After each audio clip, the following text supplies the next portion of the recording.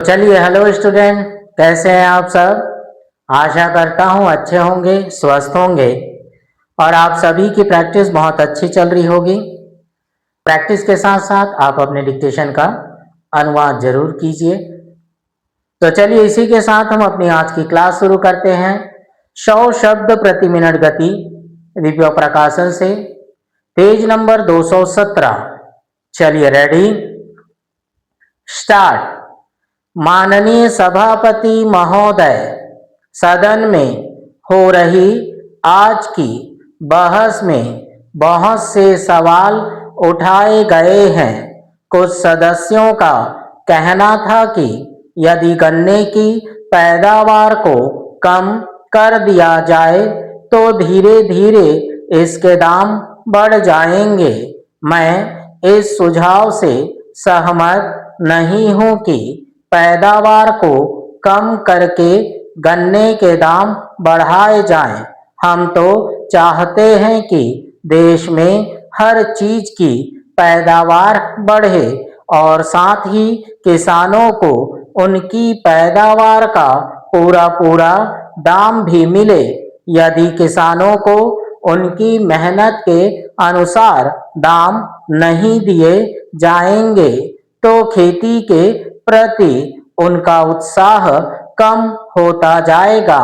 ऐसी स्थिति में देश को गंभीर संकट का सामना करना पड़ सकता है। आज की बहस से जरूरी प्रश्न उठाए गए। एक प्रश्न दोहरी नीति के बारे में उठाया गया। एक सुझाव था कि दोहरी नीति को समाप्त कर दिया जाना चाहिए।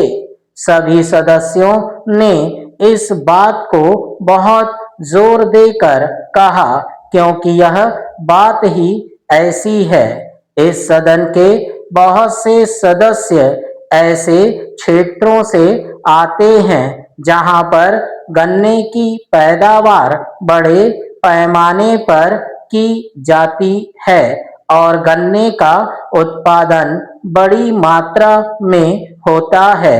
इसीलिए वहां पर बहुत सी चीनी मिलें हैं। यही वजह है कि आप सभी ने चीनी के संबंध में दोहरी नीति को समाप्त करने का सुझाव दिया है।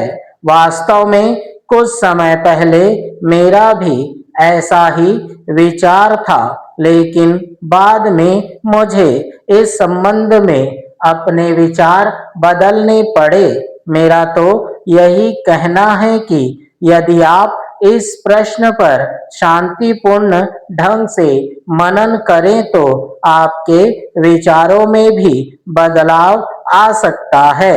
आज चीनी के प्रश्न पर पूरे देश में विवाद चल रहा है। मेरा मत है कि सरकार चीनी के उत्पादन, खर्चे और मुनाफे पर अच्छी तरह से विचार करे और किसी एक निश्चित नतीजे पर पहुंचे। महोदय, कई वर्ष पहले फसल बीमा का प्रस्ताव सरकार के समक्ष रखा गया था, लेकिन अभी तक इस संबंध में कुछ भी नहीं किया गया है। इस प्रस्ताव पर जितनी जल्दी अमल किया जाए उतना ही किसानों का लाभ होगा। इस पर आने वाले खर्च की समस्या भी प्रयत्न करके हल की जा सकती है।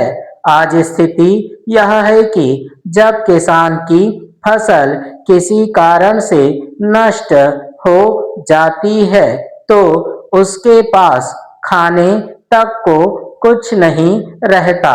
फसल बीमे की व्यवस्था करके उसे इस कठिनाई से बचाया जा सकता है।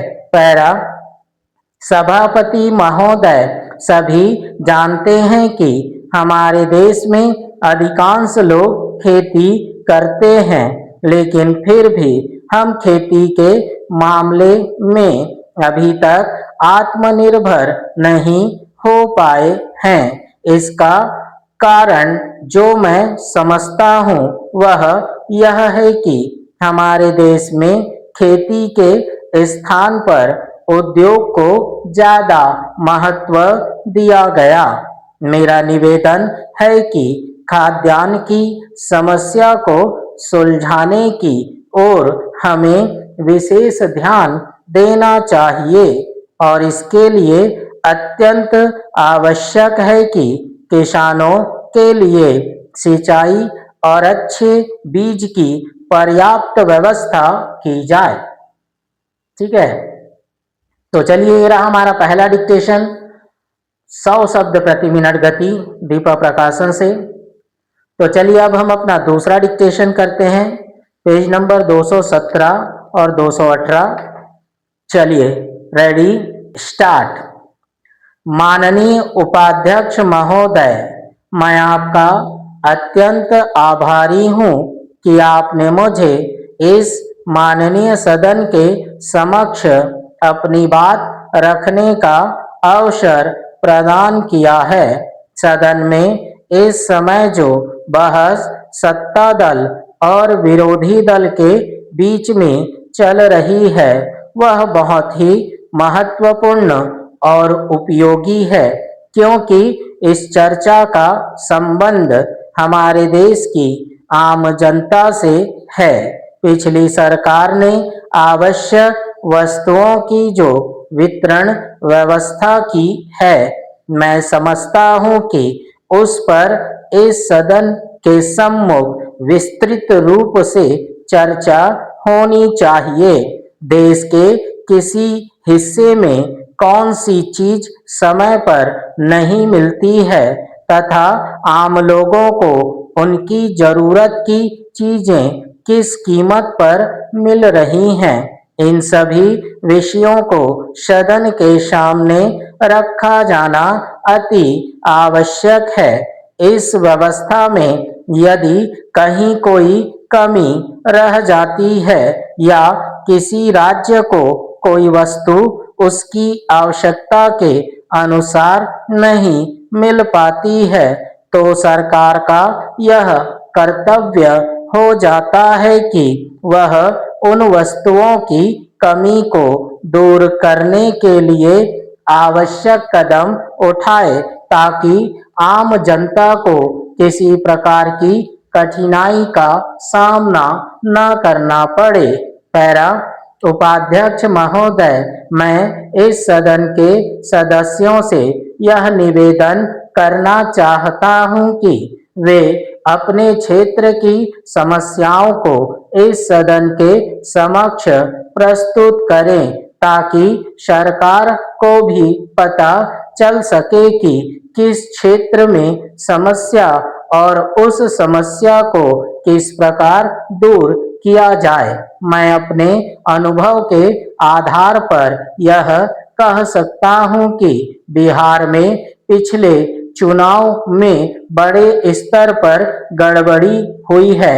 मैं यह तो नहीं कहता कि गड़बड़ी किस पक्ष की ओर से हुई है, लेकिन इतना अनुरोध करना चाहता हूं कि इस विषय पर भी सदन में चर्चा होनी चाहिए ताकि जो दोषी है उनके विरुद्ध कठोर कार्रवाई की जा सके। इससे भविष्य में किसी प्रकार की गड़बड़ी की संभावना नहीं रह जाएगी। भारत एक प्रजातांत्रिक देश है, लेकिन इसलिए इस देश के सभी नागरिकों को चाहिए कि हम प्रजातंत्र के सभी नियमों का पालन करें। चुनाव के समय में कुछ ऐसे तथ्य भी सामने आते हैं जिनका संबंध ना तो किसी पार्टी से होता है और ना ही किसी उम्मीदवार से, फिर भी चुनाव में गड़बड़ी होती है। जहां तक मैं समझता हूं यह इसलिए होता है कि चुनाव के समय जो सुरक्षा व्यवस्था चुनाव आयोग द्वारा की जाती है उस व्यवस्था में कुछ न कुछ कमी रह जाने के कारण कुछ तत्व इसका अनुचित लाभ उठाकर चुनाव में गड़बड़ी करके सारी शासन व्यवस्था को बदनाम कर देते हैं। इसलिए इस बुराई को जहां तक हो सके जल्द से जल्द दूर किया जाना चाहिए। इस सदन के सभी माननीय सदस्य इस बात को अच्छी तरह से समझ सकते हैं कि राज्य में चुनावों के दौरान इस तरह की गड़बड़ी से सरकारी व निजी संपत्ति का बहुत नुकसान होता है, जहां तक कि निर्दोष लोगों को अपनी जान से भी हाथ धोना पड़ जाता है। ठीक है, तो चलिए ये रहा हमारा दूसरा डिक्टेशन 100 शब्द प्रति मिनट गति दीपक प्रकाशन से। तो चलिए इसी के साथ हम अपनी आज की क्लास समाप्त करते हैं। मिलते हैं अगली क्लास में नए डिक्टेशन के साथ। तब तक आप खूब प्रैक्टिस कीजिए, अच्छी प्रैक्टिस कीजिए, साथ में अनुवाद जरूर कीजिए। इसके साथ साथ आप हमारे वीडियो को, हमारे चैनल को शेयर और सब्सक्राइब भी करते रहिए। ठीक है, अगर आपको हमारा यह चैनल और वीडियो आपके लिए जरा भी उपयोगी सिद्ध हो रहा हो, आपके लिए फ़ायदेमंद हो, तो शेयर और सब्सक्राइब जरूर कीजिए। केवल वीडियो देख के छोड़िए मत। ठीक है, अगर आप मेरे चैनल को शेयर एंड सब्सक्राइब करके रखेंगे तो जो भी वीडियो मैं डालूंगा वो सभी आपके पास आसानी से पहुंच पाएंगे। ठीक है, तो चलिए इसी के साथ हम अपनी आज की क्लास समाप्त करते हैं। मिलते हैं अगले डिक्टेशन में।